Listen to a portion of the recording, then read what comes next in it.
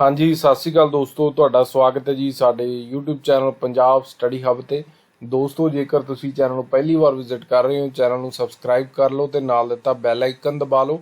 दोस्तों, पंजाबी यूनिवर्सिटी दे विच किहड़े-किहड़े कोर्स चल रहे आ 2022-23 सैशन दे दौरान एडमिशनां जिहड़ियां स्टार्ट हो चुकीਆਂ ने, किहड़े-किहड़े कोर्सेस दे विच एडमिशन तुसीं ਲੈ ਸਕਦੇ ਹੋ। ਇਸ ਸੰਬੰਧੀ ਇੱਕ ਵੀਡੀਓ ਆਪਾਂ ਪਹਿਲਾਂ ਬਣਾਈ ਸੀ ਤੇ ਇਹਦਾ ਸੈਕੰਡ ਪਾਰਟ ਉਸ ਵੀਡੀਓ ਦਾ ਅੱਜ ਲੈ ਕੇ ਆਏ ਆ, ਜਿਹਦੇ ਵਿੱਚ ਤੁਹਾਨੂੰ ਦੱਸਾਂਗੇ ਪੰਜਾਬੀ ਯੂਨੀਵਰਸਿਟੀ ਦੇ ਰੀਜਨਲ ਸੈਂਟਰ ਨੇ ਜਿਹੜੇ ਜਾਂ ਫਿਰ ਨੇਬਰਹੁੱਡ ਕੈਂਪਸਸ ਨੇ, ਉਹਦੇ ਵਿੱਚ ਤੁਹਾਡਾ ਕਿਹੜੇ-ਕਿਹੜੇ ਕੋਰਸਿਸ ਹੁੰਦੇ ਆ ਤੇ ਉਹ ਕੈਂਪਸਸ ਹੈ ਕਿੱਥੇ-ਕਿੱਥੇ ਆ। ਠੀਕ ਆ, ਪੂਰਾ ਡਿਸਕਸ ਕਰਾਂਗੇ ਇਸ ਵੀਡੀਓ ਦੇ ਵਿੱਚ। ਤੇ ਇਸ ਤੋਂ ਪਹਿਲਾਂ ਜਿਹੜੀ ਵੀਡੀਓ ਸੀ ਉਹਦੇ ਵਿੱਚ ਆਪਾਂ ਜਿਹੜੇ ਮੇਨ ਕੈਂਪਸ ਆ ਉਹਦੇ ਵਿੱਚ ਕਿਹੜੇ-ਕਿਹੜੇ ਇੰਸਟੀਚਿਊਟ ਨੇ ਉਹਦੇ ਸੰਬੰਧੀ ਚਰਚਾ ਕਰ ਚੁੱਕੇ ਆ। ਤੇ ਆਓ ਵੀਡੀਓ ਸ਼ੁਰੂ ਕਰਦੇ ਹਾਂ। ਇਹਦੇ ਵਿੱਚ ਸਭ ਤੋਂ ਪਹਿਲਾਂ ਤੁਹਾਡਾ ਆ ਜਾਂਦਾ ਪੰਜਾਬੀ ਯੂਨੀਵਰਸਿਟੀ ਗੁਰੂ ਕਾਸ਼ੀ ਕੈਂਪਸ ਦਮਦਮਾ ਸਾਹਿਬ ਤਲਵੰਡੀ ਸਾਬੋ ਵਿਖੇ। ਤੇ ਇਹਦੇ ਸੰਬੰਧੀ ਇਹਦੇ 'ਚ ਜਿਹੜਾ ਯਾਦਵਿੰਦਰਾ ਡਿਪਾਰਟਮੈਂਟ ਆਫ ਇੰਜੀਨੀਅਰਿੰਗ ਹੈ ਦਮਦਮਾ ਸਾਹਿਬ ਵਿਖੇ, ਉਹਦੇ ਵਿੱਚ ਤੁਹਾਡੇ BTech ECE ME CSE ECM ਇਹ ਕੋਰਸ ਹੁੰਦੇ ਆ ਜੀ।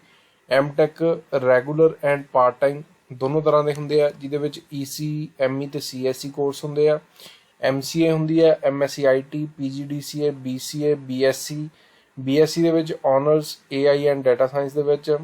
ਡਿਪਲੋਮਾ ਦੇ ਵਿੱਚ ECE ME CSE ਡਿਪਲੋਮਾ ਤੇ DCA ਵੀ ਹੁੰਦੀ ਹੈ। ਠੀਕ ਆ, DCA ਦਾ ਜਿਹੜਾ ਕੋਰਸ ਹੈ ਹੁਣ ਜਿਹੜੀਆਂ ਪਿੱਛੇ ਪੋਸਟਾਂ ਨਿਕਲੀਆਂ ਨੇ ਗ੍ਰਾਮ ਸੇਵਕ ਦੀਆਂ SSSB ਦੇ ਥਰੂ ਆਈਆਂ ਨੇ ਪੰਜਾਬ ਸਰਕਾਰ ਦੀਆਂ 792 ਪੋਸਟਾਂ, ਉਹਦੇ ਵਿੱਚ DCA ਦਾ ਕੋਰਸ ਇਹਨਾਂ ਨੇ ਮੰਗਿਆ ਹੋਇਆ। DCA ਜਾਂ PGDCA ਤੁਸੀਂ ਕੀਤੀ ਹੋਵੇ, ਠੀਕ ਆ, ਤਾਂ ਉਹ ਕੈਂਡੀਡੇਟ ਉਹਦੇ 'ਚ ਅਪਲਾਈ ਕਰ ਸਕਦੇ ਆ।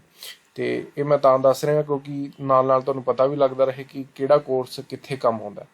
ਤੇ ਉਸ ਤੋਂ ਬਾਅਦ certificate courses in computer hardware fundamentals, certificate course in computer basics and office automation, certificate course in electronic circuits fabrication and testing, certificate course in web designing, certificate course in welder, certificate course in turner, certificate course in plumbing ਤੇ certificate course in fire and industrial safety management।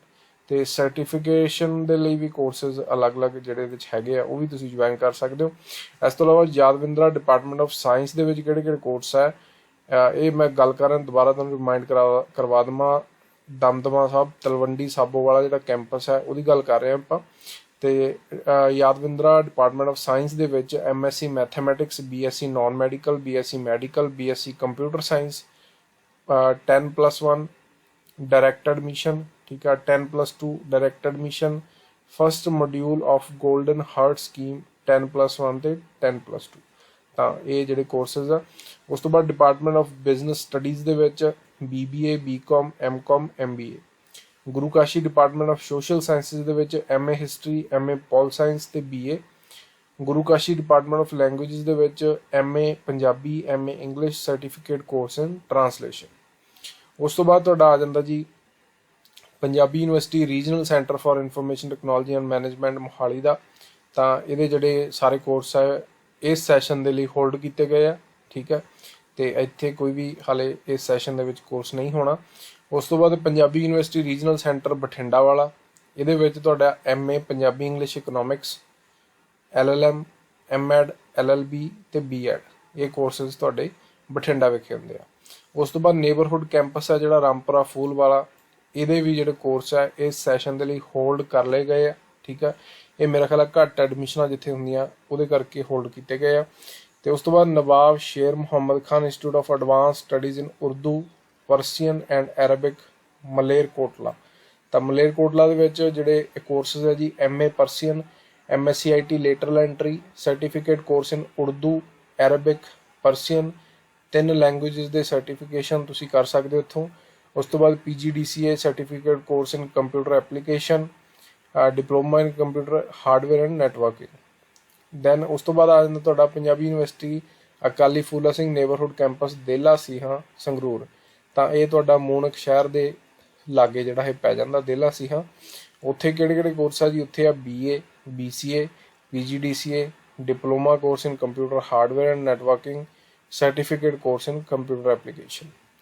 ਉਸ ਤੋਂ ਬਾਅਦ ਤੁਹਾਡਾ Punjabi university campus ਮੌੜ ਵਾਲਾ ਆ ਜਾਂਦਾ ਬਠਿੰਡਾ, ਇਹਦੇ 'ਚ ਤੁਹਾਡਾ BCom ਤੇ BA 2 ਕੋਰਸ ਹੈ।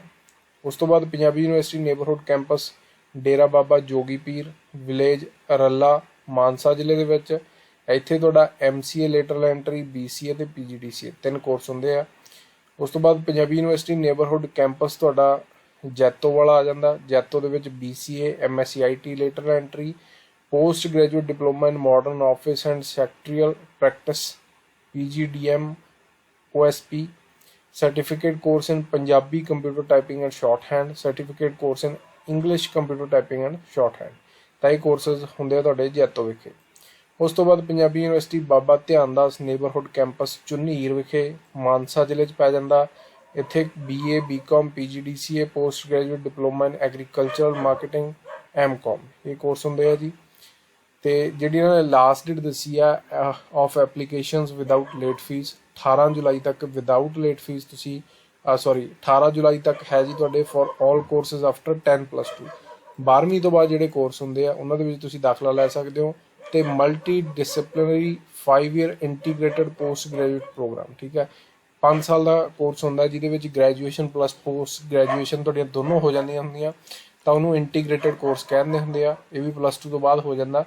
ਤੇ ਇਹਦੇ ਲਈ ਤੁਸੀਂ 18 ਜੁਲਾਈ 2022 ਤੱਕ ਅਪਲਾਈ ਕਰ ਸਕਦੇ ਹੋ for all courses after graduation. ਜੇਕਰ ਗ੍ਰੈਜੂਏਸ਼ਨ ਤੋਂ ਬਾਅਦ ਦੇ ਕੋਰਸ ਕਰਨਾ ਚਾਹੁੰਦੇ ਹੋ ਤਾਂ 16 ਅਗਸਤ 2022 ਤੱਕ ਅਪਲਾਈ ਕਰ ਸਕਦੇ ਹੋ ਵਿਦਆਊਟ ਲੇਟ ਫੀਸ, ਠੀਕ ਹੈ ਜੀ। ਤੇ ਉਸ ਤੋਂ ਇਲਾਵਾ ਇੱਕ ਹੈਂਡਬੁੱਕ ਵੀ ਆਉਂਦੀ ਹੈ ਯੂਨੀਵਰਸਿਟੀ ਦੀ, ਉਹਦੇ ਸੰਬੰਧੀ ਵੀ ਤੁਹਾਨੂੰ ਦੱਸਾਂਗੇ। ਇਹ ਲਿੰਕ ਬਣਿਆ ਹੋਇਆ, ਇਹ ਡਿਸਕ੍ਰਿਪਸ਼ਨ ਦੇ ਦਾਂਗੇ ਤੁਹਾਨੂੰ, ਉੱਥੇ ਕਲਿੱਕ ਕਰਕੇ ਤੁਸੀਂ ਹੈਂਡਬੁੱਕ ਡਾਊਨਲੋਡ ਕਰ ਸਕਦੇ ਹੋ ਯੂਨੀਵਰਸਿਟੀ ਦੀ, ਜਿਹਦੇ ਵਿੱਚ ਤਮਾਮ ਕੋਰਸਿਸ ਫੀਸ ਵਗੈਰਾ ਪੂਰਾ ਡਿਟੇਲ ਇਨਫੋ ਜਿਹੜੀ ਉਹਦੇ ਵਿੱਚ ਹੁੰਦੀ ਆ। ਇੱਥੇ ਇਹਨਾਂ ਨੇ ਕੁਝ ਕੋਰਸਿਸ ਦੱਸੇ ਆ ਜਿਹਦੇ ਵਿੱਚ ਐਡਮਿਸ਼ਨ ਆ ਜਿਹੜੀ ਸਟੇਟ ਔਰ ਨੈਸ਼ਨਲ ਲੈਵਲ ਐਂਟਰੈਂਸ ਟੈਸਟ ਔਰ ਕਾਉਂਸਲਿੰਗ ਇਹਨਾਂ ਦੇ ਆਧਾਰ ਤੇ ਹੁੰਦੀ ਆ, ਜਿਹਦੇ ਵਿੱਚ B.Ed 2 year course, LLB 3 year, LLB second shift 3 year, BA LLB 5 year by the concerned university dealing with state counselling, ਠੀਕ ਆ। ਤਾਂ ਇਹ ਜਿਹੜੇ ਕੋਰਸਿਸ ਆ ਇਹਨਾਂ ਦੇ ਵਿੱਚ ਐਡਮਿਸ਼ਨ ਆ ਜਿਹੜੀ ਐਂਟਰੈਂਸ ਜਾਂ ਫਿਰ ਕਾਉਂਸਲਿੰਗ ਦੇ ਥਰੂ ਹੁੰਦੀ ਆ। ਉਸ ਤੋਂ ਇਲਾਵਾ ਜੇਕਰ ਤੁਸੀਂ ਡਿਸਟੈਂਸ ਐਜੂਕੇਸ਼ਨ ਕੋਰਸਿਸ ਦੇ ਵਿੱਚ ਐਡਮਿਸ਼ਨ ਲੈਣਾ ਚਾਹੁੰਦੇ ਹੋ ਕੌਂਸਟੀਟਿਊਐਂਟ ਕਾਲਜਿਸ ਦੇ ਵਿੱਚ, ਤਾਂ ਉਹਦੇ ਲਈ ਸੈਪਰੇਟ ਜਿਹੜੀ ਐਡਵਰਟਾਈਜ਼ਮੈਂਟ ਇਹਨਾਂ ਵੱਲੋਂ ਕੱਢੀ ਜਾਂਦੀ ਹੁੰਦੀ ਆ। ਤੇ ਐਪਲੀਕੇਸ਼ਨ ਫਾਰਮ ਆ ਜਿਹੜੇ ਆਨਲਾਈਨ ਭਰੇ ਜਾਣੇ ਆ ਜੇਕਰ ਤੁਸੀਂ ਕਿਸੇ ਕੋਰਸ ਦੇ ਵਿੱਚ ਐਡਮਿਸ਼ਨ ਲੈਣਾ ਚਾਹੁੰਦੇ ਹੋ, ਠੀਕ ਹੈ ਜੀ। ਤੇ ਇਹਦੇ ਵਿੱਚ ਇੱਕ ਚੀਜ਼ ਹੋਰ ਦੱਸੀ ਹੈ ਕਿ courses shown in neighbourhood campus or regional centre mentioned above are on first come first serve, ਠੀਕ ਹੈ। ਜਿਹੜੇ ਵੀ ਰੀਜਨਲ ਸੈਂਟਰ ਨੇ ਯੂਨੀਵਰਸਿਟੀ ਦੇ ਜਾਂ ਨੇਬਰਹੁੱਡ ਕੈਂਪਸ ਨੇ ਜਿਹੜੇ ਆਪਾਂ ਹੁਣ ਡਿਸਕਸ ਕਰਕੇ ਹਟੇ ਆ, ਉੱਥੇ ਜਿਹੜੀ ਐਡਮਿਸ਼ਨ ਹੁੰਦੀ ਆ ਉਹ ਫਸਟ ਕਮ ਫਸਟ ਸਰਵ ਬੇਸਿਸ ਤੇ ਹੁੰਦੀ ਆ। ਭਾਵ ਕਿ ਜੋ ਪਹਿਲਾਂ ਉਹਨਾਂ ਕੋਲ ਜਾਏਗਾ ਪਹਿਲਾਂ ਉਹਦੀ ਐਡਮਿਸ਼ਨ ਹੋਏਗੀ, ਠੀਕ ਹੈ। ਇਹਨੂੰ ਫਸਟ ਕਮ ਫਸਟ ਸਰਵ ਕਿਹਾ ਜਾਂਦਾ। ਤੇ ਆਫਲਾਈਨ ਮੋਡ ਦੇ ਵਿੱਚ ਹੁੰਦੀ ਹੈ ਜਿਹੜੇ ਨੇਬਰਹੁੱਡ ਕੈਂਪਸ ਜਾਂ ਰੀਜਨਲ ਸੈਂਟਰ ਨੇ। ਤੇ ਇਹਦੇ ਵਿੱਚ ਇਹਨਾਂ ਨੇ ਦੱਸਿਆ ਕਿ the candidate can apply for admission without entrance test through online after making a payment of ₹1000, ਠੀਕ ਹੈ। 1000 ਰੁਪਇਆ ਇਹਦੀ ਫੀਸ ਹੈ, ਠੀਕ ਹੈ ਜੀ। ਤੇ ਜਿਹੜੇ ਕੋਰਸਿਸ ਦੇ ਲਈ ਕੋਈ ਐਂਟਰੈਂਸ ਟੈਸਟ ਨਹੀਂ ਹੁੰਦਾ ਉਹਨਾਂ ਦੇ ਲਈ 1000 ਰੁਪਇਆ ਫੀਸ ਹੈ ਤੇ 700 ਰੁਪਇਆ ਫੀਸ ਹੈ ਜਿਹੜੀ SC ST ਕੈਂਡੀਡੇਟਸ ਦੇ ਲਈ ਹੈ। ਤੇ ਜੇਕਰ PhD ਦਾ ਤੁਸੀਂ ਐਂਟਰੈਂਸ ਦੇਣਾ ਚਾਹੁੰਦੇ ਹੋ ਤਾਂ 2000 ਰੁਪਇਆ ਫੀਸ ਹੈ। SC ST ਲਈ 1400 ਰੁਪਇਆ ਫੀਸ ਹੈ ਇਹਦੀ PhD ਵਾਲੇ ਦੀ, ਠੀਕ ਆ। ਤੇ ਇਹ ਵੀ ਤੁਸੀਂ ਆਨਲਾਈਨ ਭਰ ਸਕਦੇ ਹੋ। ਤੇ ਉਸ ਤੋਂ ਬਾਅਦ ਹੈਂਡਬੁੱਕ ਦੀ ਮੈਂ ਗੱਲ ਕਰ ਰਿਹਾ ਸੀ। ਹੈਂਡਬੁੱਕ ਦਾ ਲਿੰਕ ਮੈਂ ਤੁਹਾਨੂੰ ਇਹ ਡਿਸਕ੍ਰਿਪਸ਼ਨ ਦੇ ਰਿਹਾ, ਜਿੱਥੇ ਜਾ ਕੇ ਤੁਸੀਂ ਹੈਂਡਬੁੱਕ ਡਾਊਨਲੋਡ ਕਰ ਸਕਦੇ ਹੋ ਯੂਨੀਵਰਸਿਟੀ ਦੀ ਤੇ ਪੂਰਾ ਡਿਟੇਲ ਇਨਫੋ ਲੈ ਸਕਦੇ ਹੋ।